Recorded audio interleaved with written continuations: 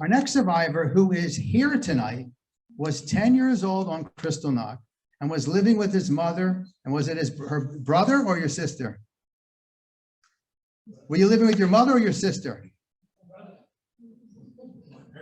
Your parents, okay.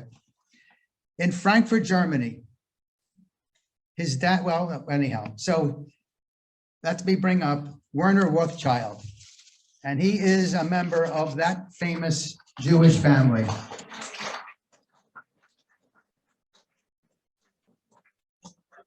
Just get close to the microphone. Yes, I know.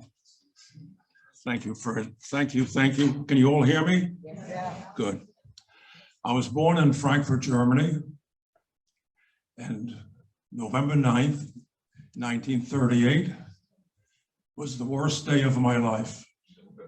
As previously mentioned, 262 synagogues were torched, over 3,000 businesses and stores were completely damaged and destroyed. Over 30,000 men were taken to the concentration camp, and over 100 people passed.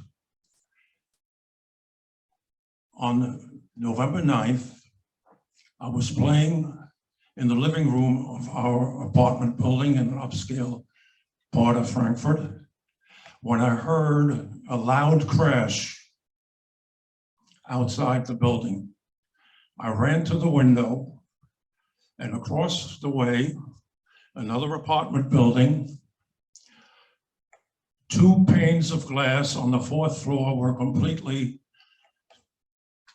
crashed into pieces, and furniture started being thrown out of this apartment. Chairs, tables, plates, dishes, pots, pans, blankets, you name it, it was thrown out of that window, and it was a group of Hitler Youth and brown shirts that invaded this Jewish family and literally destroyed it. Needless to say, I was very terrified and afraid that this was going to happen to our family. Fortunately, it did not. However, 2 hours later, there was a knock on our front door. And when my mother answered it, there were 2 Gestapo men in civvies and 1 brown shirt asking for Dr. Sigmund Rothchild. Unfortunately, my father was home. They gave him 5 minutes to get a few things together, and he was taken to the police station in Frankfurt, where there was a huge yard where other men already had been arrested, and they were made to stand there for hours before being taken to the concentration camp Buchenwald. Now, my father had been a historian. He taught at a Jewish secular school, history and geography. The school, the Philanthropien, was actually chartered in 1842 through Meyer Amschel Rothschild, whose sons, of course, became the famous banking family. Now, my father had also served in World War I on the French battleground and was wounded. And when he recovered from his wounds, was sent to the Russian front, where he was captured and eventually escaped and made his way back to Germany by the time the war was over. Now, my mother, who also was a teacher, by the way, and taught English and French, now did everything possible to get him out of Buchenwald. She appealed to the Swedish consul because my father had gone to many conferences in Sweden and hoped that he could intervene. And also in his outfit in World War I was a young bum who constantly needed money for alcohol, which my father supplied. And this young bum became the head of the Hitler Youth. And she also appealed to him. Whether these appeals had any results, we don't know. It took almost 4 weeks before he was released. He was emaciated, he was beaten, he lost about 35 pounds, and took about 6 weeks before my mother got him back to his normal health. And as soon as he was able to travel, my father and my brother, who was 6 years my senior, who fortunately was not home when my father was arrested, otherwise he would have been also gone to Buchenwald. They left for London with 10 marks in their pocket, or $10, that's all they were allowed to take out. And now that left my mother and myself in Frankfurt, and my mother heard about the Kindertransport. Now the Kindertransport came about through a British member of parliament who had been in Germany and had seen what was happening to the Jewish population. And he introduced an act in British parliament to allow 10,000 Jewish children to come, 7,000 from Germany, 2,300 from Austria, and 700 from Czechoslovakia. The first Kindertransport left Germany in December of 1938. And by the way, most of these children, by the way, when they left, went by way of Holland, where they were nicely received by many Dutch people who gave them cookies and hot chocolate before they went and crossed the English Channel. When they went to London, to a railway station where there was literally a meat market where both Jewish and non-Jewish families picked out these children and took them to their homes. 90% of those children had wonderful experiences. However, 10% were not so fortunate. The girls were made maids and they were taken advantage of and so on. I, as I said, left in March. My mother put a little tag around my neck. It said Hamburg. It had my name on it. And off I went as a 10-year-old boy, traveling to Hamburg. When I got to Hamburg, there were some Jewish young people that took me to the port. And there I was strip searched. They thought I would take maybe jewelry out or whatever. Anyway, I got to the ship, which I call facetiously my first cruise. It happened to be a United States Lines luxury liner, the SS Manhattan, and that went from Hamburg to Le Havre, France, to Southampton, and then to New York. Well, myself and 4 other boys got off in Southampton. We were taken to a youth hostel in Margate, which was a resort city 30 miles south of Dover. And we were in a 3-story building which housed 100 German Jewish boys.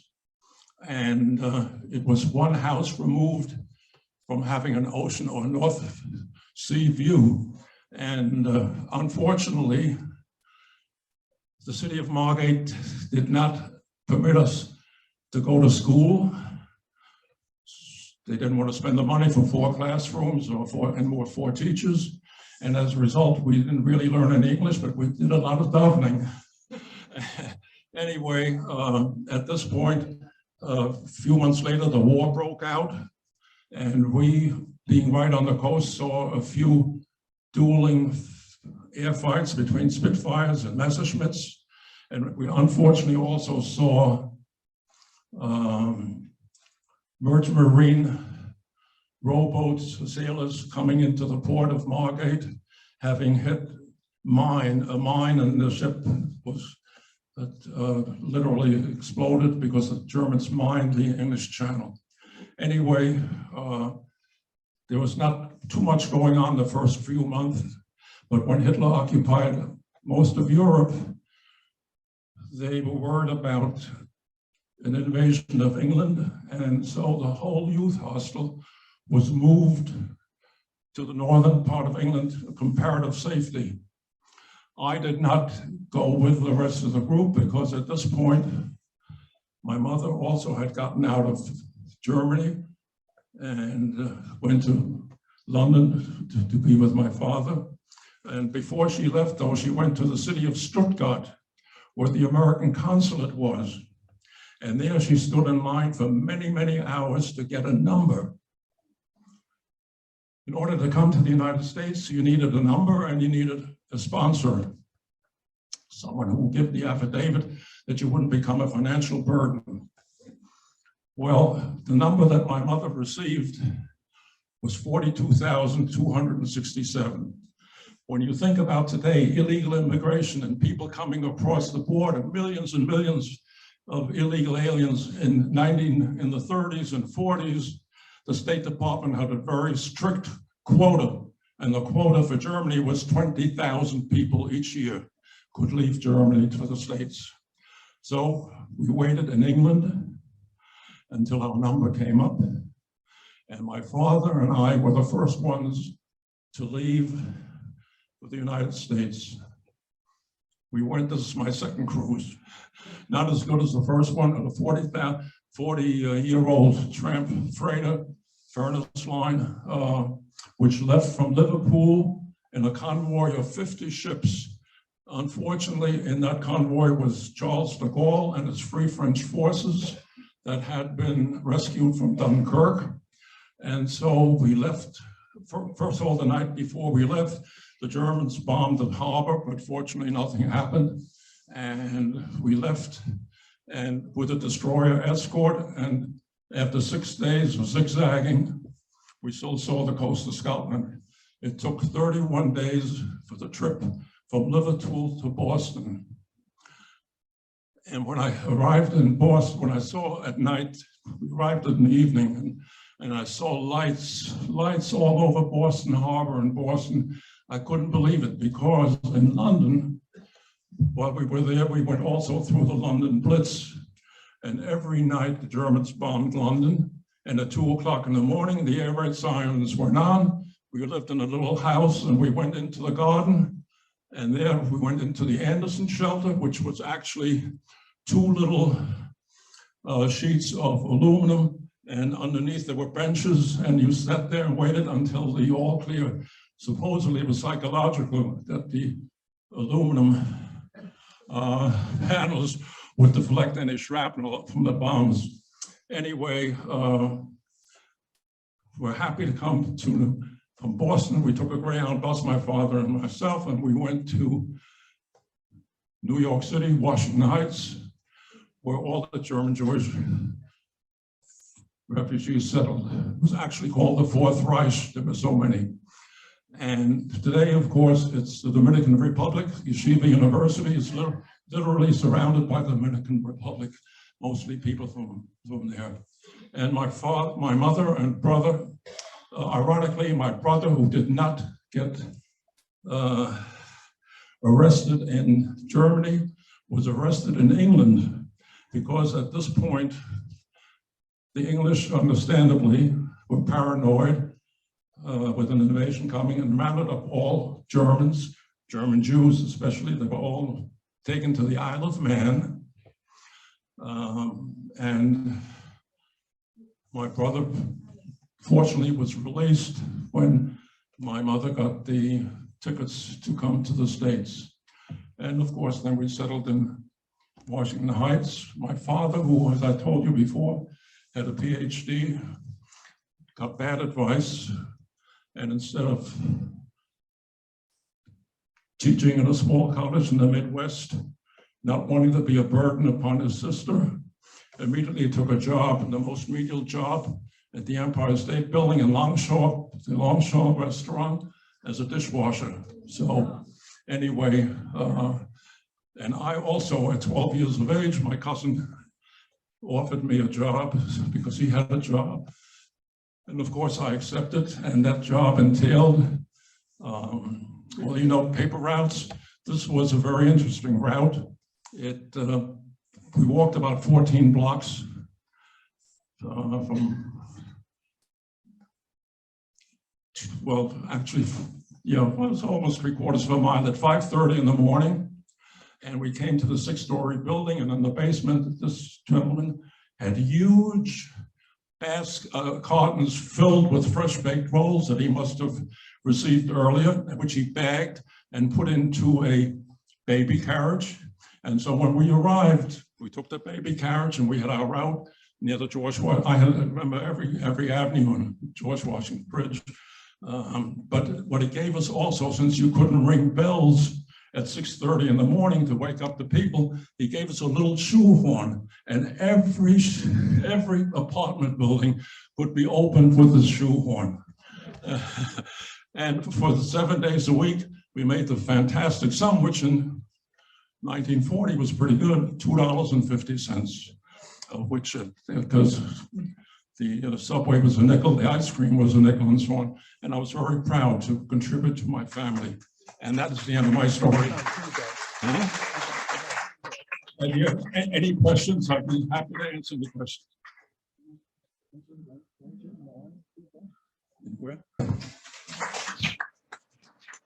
Anyone have any questions for our two speakers? Yes, Phyllis. I have a speaker for Mr. Rothchild. I assume that you've gone back to Germany. And I wonder what your feelings were going back. That is such an interesting question. Thank you for asking that. The city of Frankfurt, I guess in order to forgive or whatever it may be, to repair relations, started a program where they invited 60 people who were born in Frankfurt, starting with the oldest. My brother went first. And when my turn came up, I told my wife, I said, look, we're not going to, first I wasn't going to go. Then I said, okay, we'll go. We ought to take everything they give us. It's free airfare. We'll go to Frankfurt. And in Frankfurt, we'll rent a car and we'll drive around, go to Switzerland and come back and fly back. As it turned out, when we got to Frankfurt Airport, we were taken into a room and there were other, of course, these people came from all over. They were born in Frankfurt. They came from Brazil. They came from Argentina, from Israel. And we were taken to this room, and the next thing we were given 300 euros and a schedule of events that were going to be taking place in the next 2 weeks. And I told my wife, I said, this is too good to be true. And they were really wonderful events. We're going to stay. We'll stay at the Frankfurter Hof, which was the #1 hotel, not only in Frankfurt. And interestingly enough, I was still able to read in German, and I was sitting in the Frankfurter Hof and looking at the Frankfurter Allgemeine, and there is an article about a man, by the way, the Frankfurter Hof, the only Jewish people that were there were the ones that were invited. And there I'm reading about a man who had been in Manhattan. He drove a taxi, he came back and got some money, and he bought one hotel, and the next thing he had a chain of hotels. And every Friday night he sits down with his sons and lights the Shabbat candles. This man happened to own the Frankfurter Hof. It's one of his chain. But anyway, when I got back to Frankfurt, Germany has changed. It changed completely. It was completely different. I spoke at a high school. The kids were fantastic. It was a different Frankfurt, completely changed. And as I said, not only did I go then, but later on, when they ran out of people that were born in Frankfurt, they took second generation. So my children went, and I went along with my kids. And again, it was just a marvelous experience.